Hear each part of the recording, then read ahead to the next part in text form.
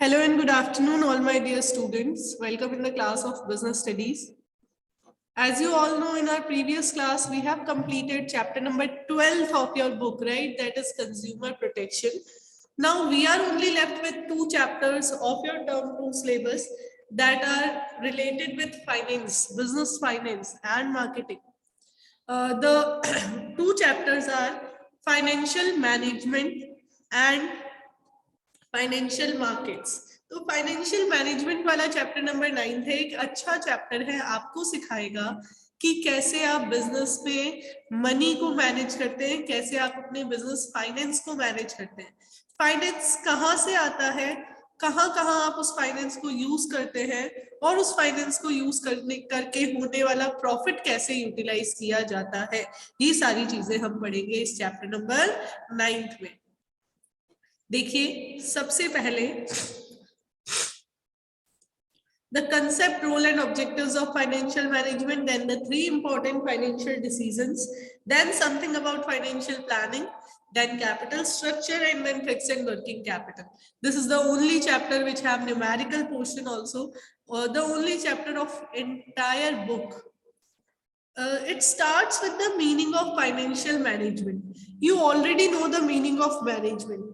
Doing work in such a way that we achieve our goal with efficiency and effectiveness, right? So financial management is also related with management, and it is related with management of finance. The simplest definition of financial management is it includes the activities of management which are related with managing the finance of organization. क्या बोला मैंने? That financial management includes the basic activities related with management of finance of the organization. Now, what is the main definition? Have a look. Let's start with the introductory part. Financial management is concerned with efficient acquisition and allocation of fund. अच्छे से fund arrange करना है और अच्छे से उस पैसे को अलोकेट करना है। In other words, it is concern with flow of funds and involves decision related with procurement of fund, investment of fund in long term and short term assets and distribution of earning to the owner. इन्होंने chapter का main जो part है वो यहाँ पे आपको explain कर दिया है कि फाइनेंशियल मैनेजमेंट में तीन मेन डिसीजन आते हैं। सबसे पहले procurement of fund, fund arrange करना, इन्वेस्टमेंट ऑफ फंड, वो जो आपने पैसा अरेंज किया है उसको लॉन्ग टर्म और शॉर्ट टर्म असेट्स में इन्वेस्ट कर देना। सबसे पहले पैसा अरेंज किया, अरेंज करने के बाद में हमने उस पैसे को इन्वेस्ट कर दिया। देन आफ्टर जब मैंने इन्वेस्ट किया तो मुझे कुछ अर्निंग हुई, मुझे उस अर्निंग को क्या करना है, आगे डिस्ट्रीब्यूट कर देना है ओनर्स के अंदर, यानी जो भी प्रॉफिट मुझे हुआ उस प्रॉफिट का डिस्ट्रीब्यूशन। तो इसी चीज को वापस एक लैंग्वेज फॉर्म में डेफिनेशन बना के आपके लिए लिखा गया है। Have a look. Financial management refers to efficient acquisition of finance, यानी अच्छे से फाइनेंस को अक्वायर करना, फिर एफिशिएंट यूटिलाइजेशन ऑफ फाइनेंस, जो पैसा आपने अरेंज किया है उसको अच्छे से यूटिलाइज करना, and efficient distribution and disposal of surplus for smooth working of company, जो पैसा आपने अरेंज किया है उससे जितना भी प्रॉफिट अर्न हुआ है उस प्रॉफिट को एफिशिएंट तरीके से डिस्ट्रीब्यूट कर देना। क्यों डिस्ट्रीब्यूट कर देना? ताकि हमारी कंपनी की वर्किंग स्मूथ हो सके। लर्न करिए मेरे साथ इस डेफिनेशन को। Financial management, what does it relate to? It relate to three important decisions. Number 1, it includes efficient acquisition of finance, finance को अच्छे से एक्वायर करना, अरेंज करना, देन प्रॉपर और एफिशिएंट यूटिलाइजेशन ऑफ फाइनेंस, उस अरेंज मनी का proper use करना, and number 3, distribution and disposal of surplus for the smooth working of company, जो प्रॉफिट हुआ है उस प्रॉफिट को अच्छे से डिस्ट्रीब्यूट कर देना। अटेंडेंस के लिए एक स्टूडेंट स्क्रीनशॉट ले लीजिएगा और मुझे फॉरवर्ड जरूर कर दीजिएगा। चलिए आगे देखते हैं next part. Just give me a second.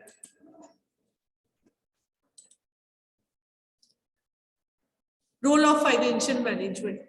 जब हम ऑर्गेनाइजेशन में फाइनेंशियल मैनेजमेंट करेंगे तो क्या क्या चीजें डिसाइड हो चुकी होगी, डायरेक्टली या इनडायरेक्टली फाइनेंशियल एक्टिविटीज जो कंपनी की है वो फाइनेंशियल मैनेजमेंट ही संभाल रहा है। तो कौन कौन सी कॉमन एक्टिविटीज ऐसी है जो फाइनेंशियल मैनेजमेंट के अंदर इंक्लूड होगी? Have a look. Number 1, size and composition of fixed assets. जब मैं फाइनेंशियल मैनेजमेंट कर रही हूँ तो मैं डिसाइड करूंगी the size and composition of fix assets. मेरे पास कितनी फिक्स असेट्स होंगी और कौन कौन सी फिक्स असेट्स होगी, ये यही डिसाइड किया जाएगा, because it is related with investment of funds of the company, right.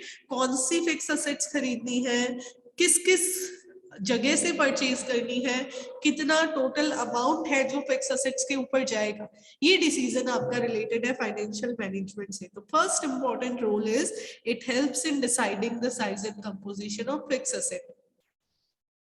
The size and composition of fixed assets depends directly on investment decision. That is how much capital company is planning to invest. जब मैं financial management करूंगी तो मुझे पता चल जाएगा मेरे पास कौन सी और कितनी फिक्स असेट्स होंगी। Next, amount and composition of current assets. यहाँ भी तो पैसा लगता है करंट असेट्स में, डे टू डे वर्किंग के लिए जो असेट्स चाहिए उनमें। तो देखिए क्या लिखा हुआ है, the quantum of current assets and its breakup into cash, inventory और receivables. The amount of current assets and its division into cash, bills, receivable, inventories, etc. also depend upon financial decision. It depends upon the amount of fixed assets, credit policy of company, inventory management, etc. क्या कह रहे हैं ये कि amount and composition current assets का भी किस पे डिपेंड करता है? फाइनेंशियल मैनेजमेंट पे। कितनी करंट असेट्स होंगी, कौन कौन से पार्ट्स में डिवाइडेड होगी, ये सब हम डिसाइड कर लेंगे फाइनेंशियल मैनेजमेंट में। Number 3, the amount of long term and short term funds. अब फाइनेंशियल मैनेजमेंट है, मॉनेटरी मैनेजमेंट है, तो ये भी तो डिसाइड करना पड़ेगा कि कितना पैसा शॉर्ट टर्म के लिए अरेंज किया जाएगा और कितना पैसा लॉन्ग टर्म के लिए अरेंज किया जाएगा। तो ये सारी चीजें भी यही डिसाइड हो जाती है। देखिए क्या लिखा हुआ है, the amount to be raised for long term as well as for short term depends upon the financial management and organization. The firms which have the policy of liquidation prefer to have more of long term finance, although with that profit will decrease as company has to pay more interest in long term debts as compared to short term. ये कह रहे हैं आपको decide करना पड़ेगा long term के लिए कितना पैसा चाहिए, शॉर्ट टर्म के लिए कितना। जो कंपनीज लिक्विडेशन की पॉलिसीज को अडॉप्ट करती है उनको ज्यादा लॉन्ग टर्म पैसा चाहिए होता है, लेकिन लॉन्ग टर्म पैसा ज्यादा अगर उनके पास होगा तो ये उनके लिए एक प्रॉब्लम वाली बात है, क्योंकि इंटरेस्ट आपको ज्यादा देना पड़ता है लॉन्ग टर्म डेब्ट्स पे as compare to short term. 3 important बातें हो गई है। फोर्थ देखिए, break up of long term financing into debt, equity etcetera. अब मैंने डिसाइड कर लिया कितना फाइनेंस शॉर्ट टर्म के लिए होगा, कितना लॉन्ग टर्म के लिए होगा। तो लॉन्ग टर्म वाले फाइनेंस के मुझे कुछ पार्ट्स करने पड़ेंगे, जैसे डिबेंचर और इक्विटी, बैंक लोन। कितना पैसा डिबेंचर इशू करके आएगा, कितना इक्विटी शेयर इशू करके आएगा, ऐसी अलग अलग चीजें डिसाइड करना। मेनली डिबेंचर और इक्विटी का ही रेशियो देखा जाता है, क्योंकि एक बोरोड फंड का पार्ट है और दूसरा ओनर्स फंड का पार्ट है। आप बहुत डिटेल में आगे इन चीजों को पढ़ने वाले हैं इस चैप्टर में। तो देखिए, firm can raise long term debts by issue of equity shares as well as by issue of debenture and other borrowed fund security. Financial management helps in fixing this ratio. Financial management decide करता है कि कितना debenture होगा और कितना equity. ध्यान रखिएगा बेटा, ये वाला पोर्शन आपके प्रैक्टिकली बहुत ज्यादा यूज होगा, और ये सारा चैप्टर रिलेटेड है 11th क्लास की बिजनेस स्टडीज से। 11th class BST chapter number 7 से रिलेटेड है ये। आगे देखिए क्या लिख के दे रहे हैं आपको, all the items of profit and loss account. ये कह रहे हैं फाइनेंशियल मैनेजमेंट जब आप करोगे तो P&L अकाउंट की सारी चीजें भी यही डिस्कस हो जाएगी। क्यों? क्योंकि P&L में क्या आता है, P&L में आता है हमारी इनकम और हमारे एक्सपेंसेस। तो दोनों ही फाइनेंस से रिलेटेड है, दोनों ही मनी से रिलेटेड है, इनकम भी मनी से रिलेटेड है और एक्सपेंस भी मनी से रिलेटेड है। तो ये यही बात कहना चाह रहे हैं इस पॉइंट पे कि after deciding the size and composition of fixed assets, the amount and composition of current assets, जो next part आपका रहेगा वो रहेगा प्रॉफिट एंड लॉस की सारी चीजें। पढ़ के देखिए क्या कह रहे हैं ये। All the items in profit and loss account are affected by decisions of financial management.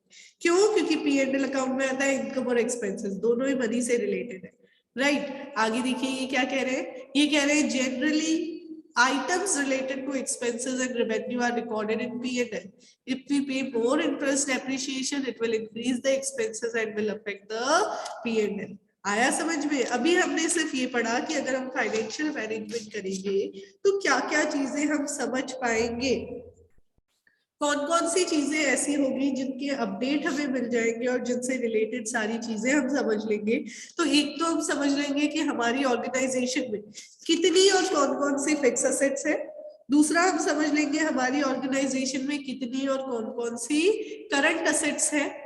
इसके अलावा हम समझ पाएंगे कि हमारी ऑर्गेनाइजेशन में कितना पैसा लॉन्ग टर्म के लिए अरेंज किया गया है और कितना शॉर्ट टर्म के लिए अरेंज किया गया है ना। और लॉन्ग टर्म वाला फाइनेंस जो है उसमें डिबेंचर कितना है, इक्विटी कितना है, ये सारी चीजें अगर हमें स्टडी करनी है तो इसके लिए हमें फाइनेंशियल मैनेजमेंट को समझना पड़ेगा। आगे देखिए नेक्स्ट पार्ट, कंक्लूजन में क्या लिखा हुआ है। After learning the role of financial management in business, we can say the success or failure of organization depends upon the decision of financial management. सही तरीके से फिक्स एसेट अरेंज किया तो हो सकता है आपका बिजनेस सक्सेसफुल हो जाए, अगर प्रॉपर अरेंजमेंट नहीं किया है फिक्स एसेट्स का तो बिजनेस सक्सेसफुल नहीं हो पाएगा, सही जगह पैसा नहीं इन्वेस्ट किया तो बिजनेस फेल हो जाएगा। Now, efficient financial management results in success of business and improves the overall health of business organization. अगर आप अच्छे से फाइनेंशियल मैनेजमेंट कर रहे हो तो आपके बिजनेस को सक्सेसफुल बनाने से कोई भी रोक नहीं सकता। अब ये थोड़ा सा हिंदी मीडियम वाला पोर्शन आ गया है आपकी बुक में, आपको नहीं पढ़ना है, आपको तो यही पॉइंट्स को कंक्लूजन फॉर्म में समझ लेना है। जो हमने अभी ऊपर पॉइंट्स पढ़े थे ना उन्हीं का एक छोटा सा फ्लो चार्ट है। अब ये पार्ट पे आ जाओ बेटा, बहुत खास है ये, पहले केस स्टडी पढ़ लेते हैं। S Limited is manufacturing steel plant at its plant in India. Sorry, steel at its plant in India. It is enjoying a beyond demand for its product as economic growth is about 7 to 8%, and the demand for steel is growing. It is planning to set up a new steel plant to cash on the increased demand it is facing. It is estimated that it will require about rupees 5,000 crore to set up and about rupees 500 crore working capital to start a new plan.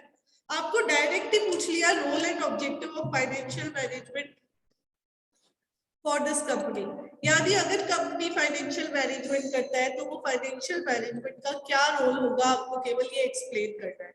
तो वो 5 point जो अभी हमने discuss किए, ये topic board का favourite topic है जो हम अब पढ़ने वाले हैं। देखिए टॉपिक का नाम है आपका objectives of financial management. Hand raise करके मुझे बताइएगा कि अगर आपके बिजनेस को कोई मैनेज कर रहा है, आप उस बिजनेस के ओनर हो और कोई एक इंसान आपके बिजनेस को मैनेज कर रहा है, आपको क्या लगता है उसका मेन ऑब्जेक्टिव क्या होगा? Anyone who can tell me what will be the main objective of the person who is managing your business organization? आपके हिसाब से आप उसको क्या गोल देंगे, क्या टारगेट देंगे? Can anyone tell me the answer? Rajveer,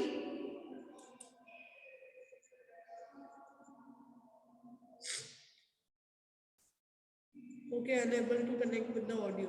देखिए उसका टारगेट होगा आपके बिजनेस का प्रॉफिट इंक्रीज करना। मेन मोटिव तो यही होता है, आप जब भी कोई एक्टिविटी परफॉर्म करेंगे बिजनेस एक्टिविटी तो उसका मेन मोटिव होगा प्रॉफिट मैक्सिमाइज करना। तो यहाँ पे फाइनेंशियल मैनेजमेंट में भी हमारा मेन मोटिव यही है, प्रॉफिट को मैक्सिमाइज करना। फाइनेंशियल मैनेजमेंट क्यों कर रहे हैं? ताकि प्रॉफिट मैक्सिमाइज हो। लेकिन कंपनी लेवल पे किसका प्रॉफिट मैक्सिमाइज हो? ओनर कौन है? तो कंपनी लेवल पे ओनर है हमारा इक्विटी शेयर होल्डर। कौन होता है कंपनी का ओनर? Equity share holder. तो फाइनेंशियल मैनेजर का एक ही ऑब्जेक्टिव है, only one objective. What is it? It is to maximise the wealth of equity share holder. याद रखना है आपको, फाइनेंशियल मैनेजमेंट का केवल एक सिंपल सा ऑब्जेक्टिव है, it is maximising the wealth of equity share holder. ऐसे काम करना कि equity share holder maximum return receive करे। अब इससे क्या होगा, इक्विटी शेयर होल्डर वो बंदा है जिसको सबसे लास्ट में रिटर्न मिलता है। अगर आपको याद हो 11th क्लास की बिजनेस स्टडीज, तो आपने वहां पे पढ़ा था, equity share holder is the person who receives dividend only when all other claimants are satisfied. जब सबको पे करने के बाद में पैसा बचेगा तो इक्विटी शेयर होल्डर को दिया जाएगा। अगर मैं उनको मैक्सिमम दे रही हूँ, इसका मतलब उनसे पहले वाले जो भी लोग थे लाइन में, उन सबको मैंने अच्छा पेमेंट कर दिया, तभी इक्विटी शेयर होल्डर को दे पा रही हूँ। और अगर लास्ट वाले को मैक्सिमम मिल गया, इसका मतलब कंपनी बढ़िया चल रही है। तो देखिए इसी को लैंग्वेज फॉर्म में लिख के दिया हुआ है। The financial manager in a company makes the decision for owner, that is the shareholders of the company. He must take such decisions which will ultimately prove gainful from the point of view of shareholder. And shareholder gain only when the price of their share increases in the market.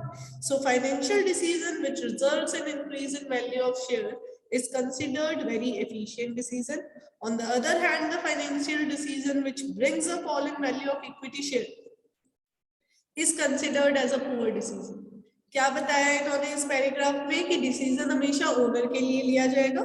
Owner means the equity share holder. ऐसा decision जो equity share की market value को बढ़ाता है वो अच्छा decision है, और अगर किसी डिसीजन से इक्विटी शेयर की मार्केट वैल्यू कम हो जाती है तो वो डिसीजन हमारे लिए सही नहीं है। आगे देखिए क्या कह रहे हैं, ये वाला पार्ट सबसे इंपॉर्टेंट है, रीड कीजिए।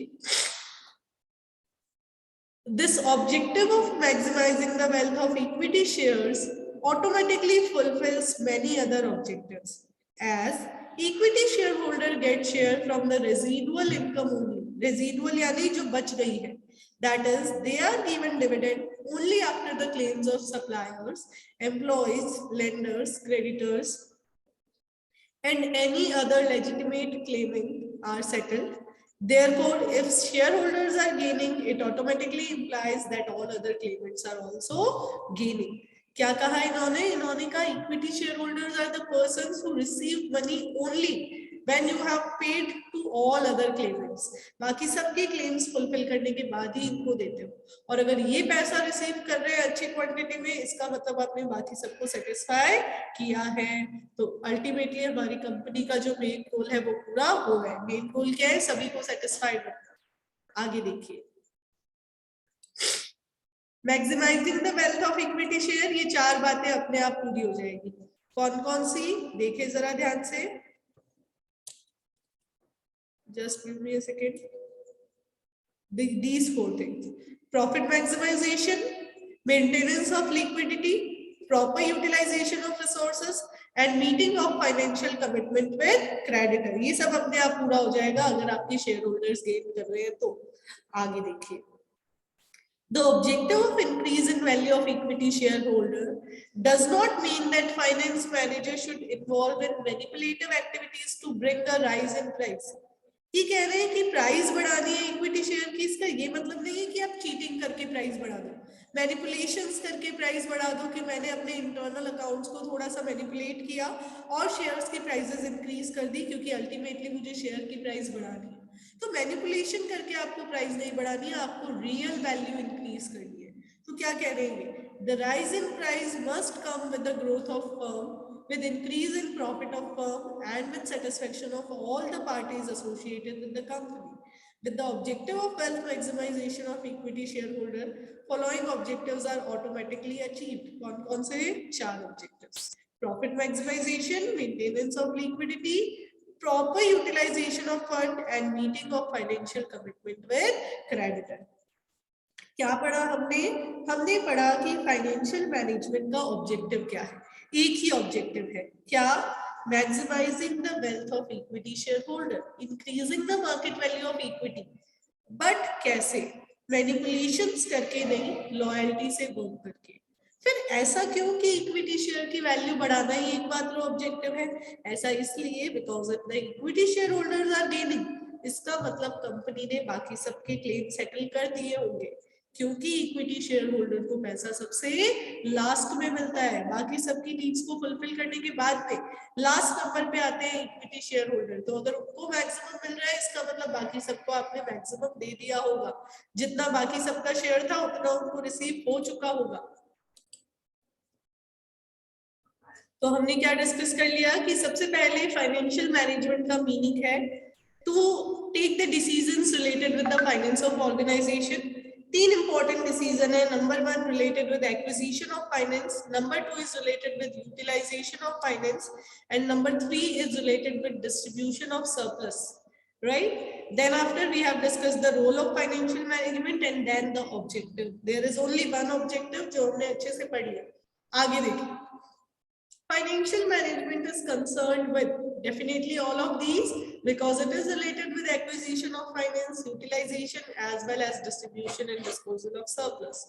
Next देखिए, एक क्वेश्चन दिया हुआ है, हमने पढ़ा है, हमने डिस्कशन किया है। जब भी ऐसा क्वेश्चन होगा हम पहले नीचे देखेंगे मेन क्वेश्चन क्या है, क्या पूछा जा रहा है आपको केस स्टडी के थ्रू। तो ये कह रहे हैं identify the concept discussed about which has direct bearing on financial health of the business. Outline the key objective of the concept identified in paragraph 1. आपको वो कंसेप्ट ढूंढना है जो कंपनी की हेल्थ से रिलेटेड है, कंपनी की फाइनेंशियल हेल्थ को इफेक्ट करता है। तो देखते हैं। After completing the course of hotel management, Rahul plans to start his business in his own hotel. He planned to hire a team of experts to give his guests a unique and unforgettable experience. Keeping in mind their budgets, before starting the business, he visited his hometown to take blessings of his father. His father told him that success of business depends on how well finance is invested in assets and operations, and how timely and economically finances are arranged from outside or from within the business. He guided him that he should always spend time in identifying different available sources of finance and comparing them in terms of their cost and associated risk. The return from investment should always exceed the cost of investment. आपको बता रहे हैं कि भाई राहुल अपना खुद का hotel शुरू करने वाला था, वो अपने फादर से जब ब्लेसिंग देने गया तो उसके फादर ने उसको क्या क्या बताया। उसके फादर ने बताया कि भाई बिजनेस कर रहे हो बहुत अच्छी बात है, लेकिन बिजनेस का ब्लड है फाइनेंस। आपको अगर बिजनेस करना है तो आपको ये ध्यान रखना है कि पैसा अच्छे से यूटिलाइज करोगे, पैसे को सही जगह सही तरीके से इन्वेस्ट करोगे, कहाँ से पैसा अरेंज किया जा सकता है इनको कंपेयर करोगे और फिर एक वाइज डिसीजन लोगे हमेशा इन्वेस्टमेंट से रिलेटेड। ये देखिए, ये जो लास्ट सेंटेंस है आपने अभी अभी इकोनॉमिक्स में इसके बारे में पढ़ा है। Return on investment should always exceed the cost of investment. Investment करके जितना पैसा आपको उस पे लगाना पड़ रहा है उससे हमेशा रिटर्न ज्यादा होना चाहिए, ऐसा राहुल के फादर ने भी उसको समझाया। तो कौन सा कंसेप्ट है जो उसको हेल्प करेगा ये डिसीजन लेने में कि कैसे फाइनेंस को सेट करना है? It is financial management. और की ऑब्जेक्टिव क्या रहेगा फाइनेंशियल मैनेजमेंट का? It will be maximising the wealth of equity share holders. ये आपकी केस स्टडी नंबर 2 है। अब देखिए, नेक्स्ट टॉपिक है फाइनेंशियल डिसीजन, इस चैप्टर का खास पोर्शन। 3 तरीके के डिसीजंस होते हैं। आपको देखना है कि आपको पैसा अक्वायर कैसे करना है, पैसे को यूटिलाइज कैसे करना है और पैसे को डिस्ट्रीब्यूट कैसे करना है, पैसे से होने वाले प्रॉफिट को। तो उसी से रिलेटेड 3 डिसीजंस इस चैप्टर में आप पढ़ेंगे। Investment decision, financing decision and dividend decision. Investment decision में हम डिसाइड करेंगे कौन सी असेट्स पे पैसा लगाया जाए। फाइनेंसिंग डिसीजन में हम डिसाइड करेंगे कहां से पैसा अरेंज किया जाए, और डिविडेंड डिसीजन में हम डिसाइड करेंगे पैसा जो पैसे से प्रॉफिट हो रहा है उसका कितना पोर्शन डिविडेंड के फॉर्म में डिस्ट्रीब्यूट करना है। तो ये देखिए, आपको एक छोटा सा पिक्टोरियल प्रेजेंटेशन दिया हुआ है। चीफ फाइनेंशियल ऑफिसर है, वो सोच रहा है इन्वेस्टमेंट किस में करूं, मशीन लेके आऊं कि रॉ मटेरियल लेके आऊं, क्या करूं, ठीक है, उसके दिमाग में ये चल रहा है। फिर वो ये देखेगा कि फाइनेंसिंग डिसीजन में पैसा कहाँ से लाऊं, फाइनेंशियल इंस्टीट्यूशन के पास जाऊं या कमर्शियल बैंक के पास जाऊं। फिर जो प्रॉफिट हुआ उस प्रॉफिट का क्या करूं, प्रॉफिट को रिटेन करके रख लूं या डिविडेंड के फॉर्म में डिस्ट्रीब्यूट कर दूं। बढ़िया टॉपिक्स है ये सारे, तो ये सब कुछ वो डिसाइड करते हैं। फाइनेंसिंग डिसीजन में उसको ये भी देखना है कि भाई बोरोइंग करूं या फिर ओनर्स फंड का इक्विटी कैपिटल अरेंज कर लूं। तो ये सारी चीजें हम डिस्कस करेंगे नेक्स्ट क्लास में। ठीक है, यहाँ से पूरा पोर्शन, ये जो 3 की डिसीजंस है, यहाँ से हम अपना डिस्कशन लेंगे नेक्स्ट क्लास में। तब तक आप यहाँ तक का पढ़ के रखिएगा, यहाँ तक का पूरा पोर्शन लर्न करके और समझ के रखिएगा। मिलते हैं हम नेक्स्ट क्लास में। Till that have a nice day, enjoy yourself.